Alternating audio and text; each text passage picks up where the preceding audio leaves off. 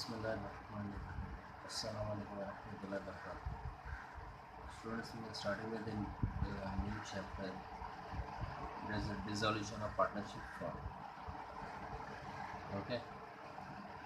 So, introduction: when the business of the firm is closed down and relation among the partners comes to an end,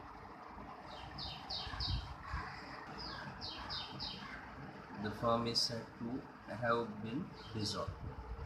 There is distinction between the dissolution of partnership and dissolution of firm. When one or more partners serve their connection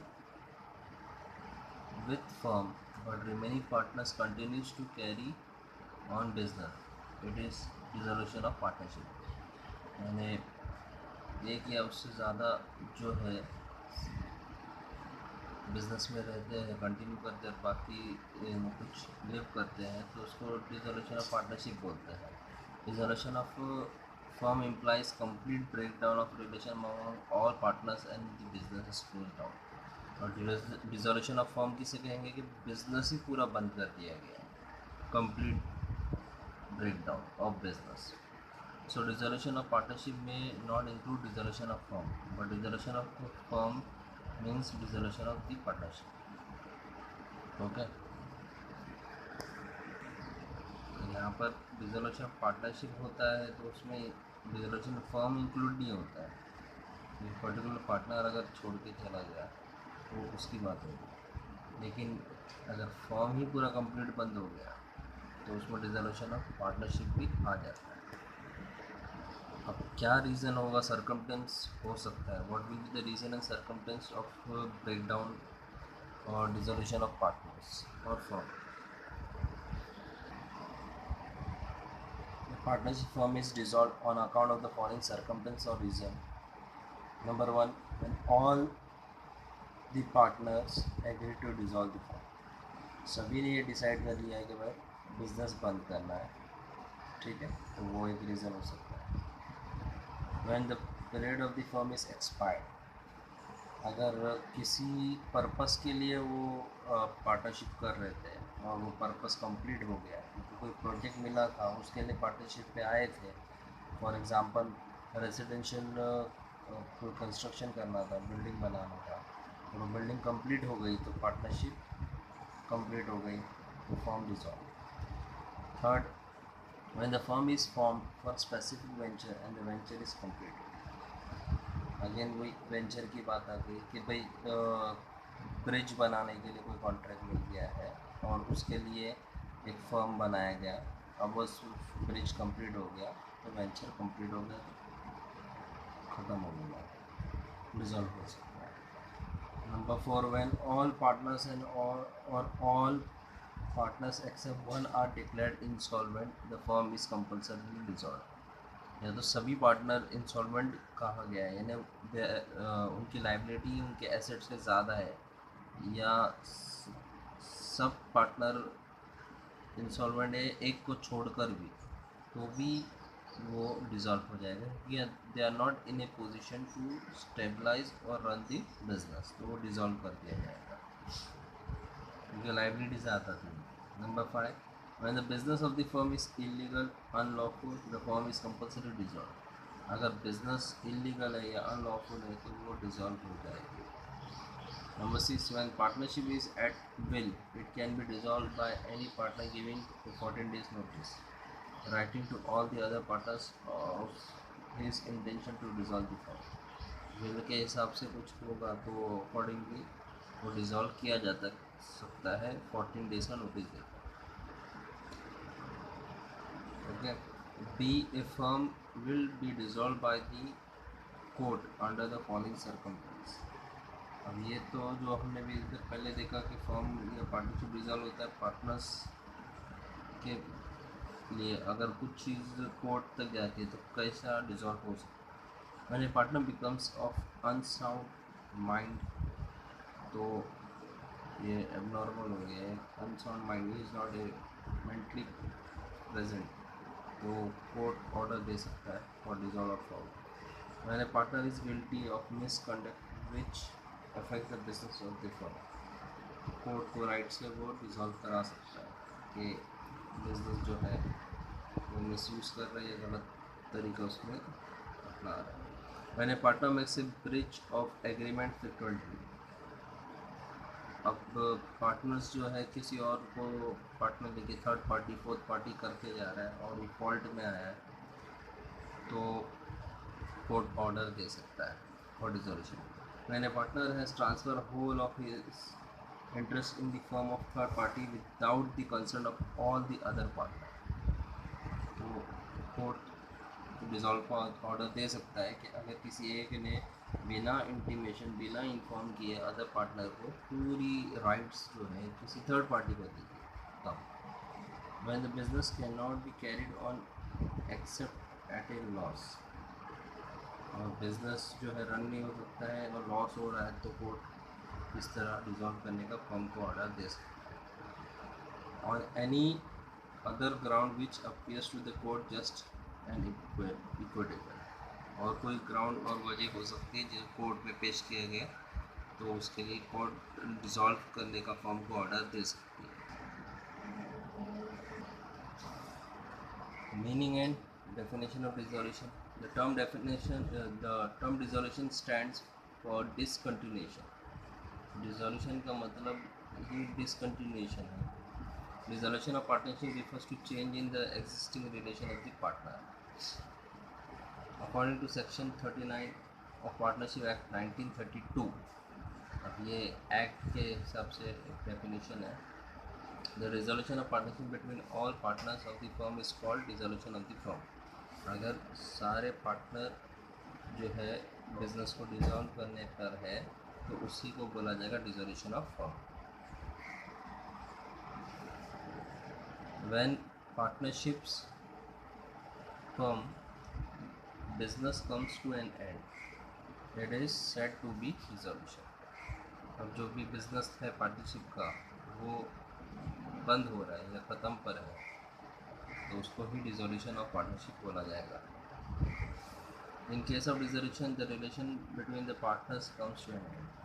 अब dissolution of firm हो रहा है तो relation of partnership खत्म हो जाएगा between the partners.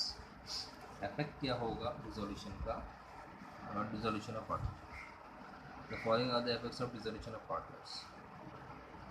Number 1, the activities of the firm are close down. जो business run कर रहे जो भी प्रोडक्ट बनाना या जो भी सर्विस प्रोवाइड करना वो बंद हो जाएगा।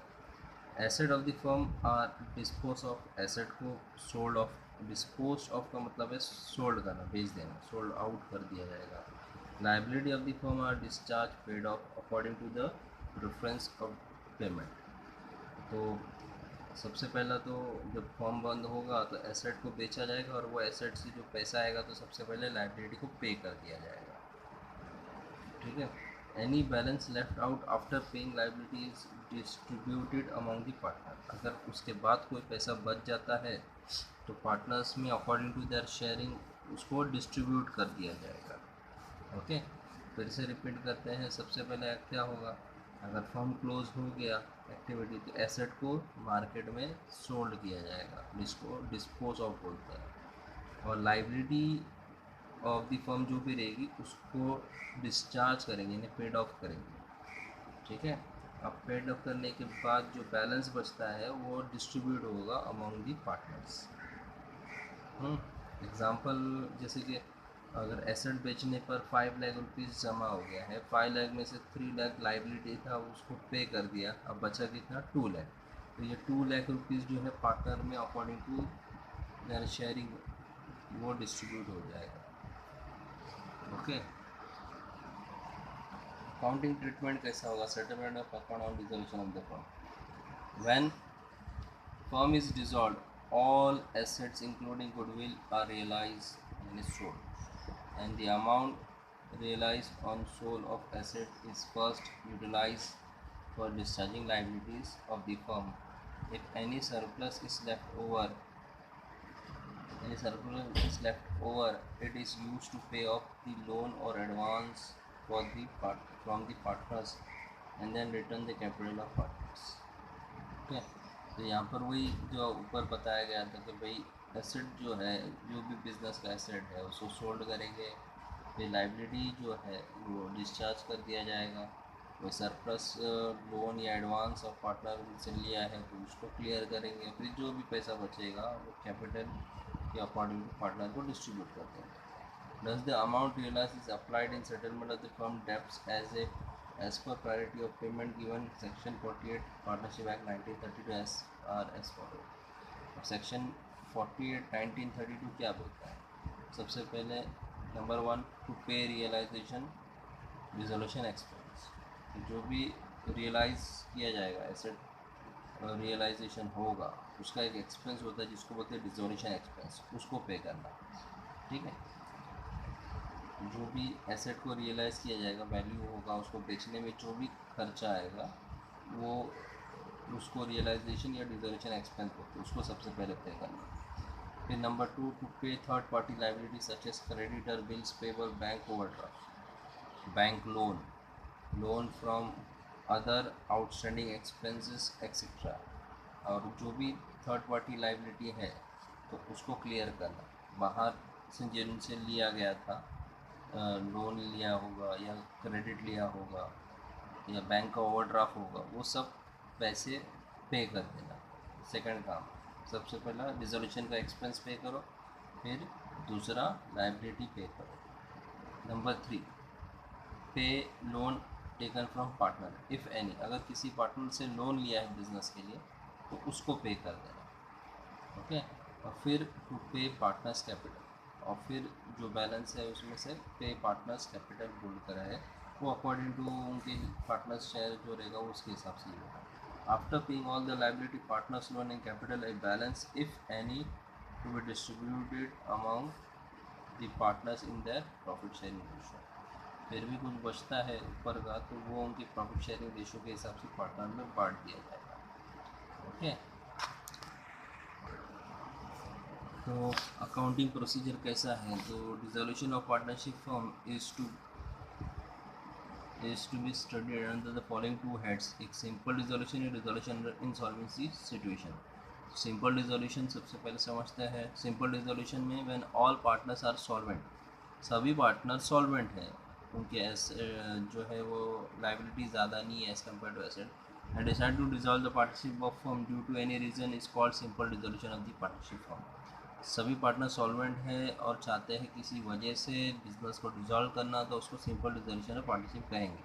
Under simple dissolution of partnership firm following accounts to be open on the books of firm. तो सबसे पहला उसमें रियलाइजेशन अकाउंट बनाना पड़ता है। दूसरा, capital account of partner, current account of partner if capital method is fix, और cash या bank account prepare करना होता है। तो यहाँ पर बैलेंस शीट नहीं होती क्योंकि डिसॉल्व कर रहे हैं, बिजनेस वाइंड अप हो रहा है, बंद हो रहा है। यहाँ पर रियलाइजेशन अकाउंट आएगा, कैपिटल अकाउंट आएगा, करंट अकाउंट या कैश या बैंक अकाउंट आएगा। सिंपल डिसोल्यूशन में इस तरह होगा।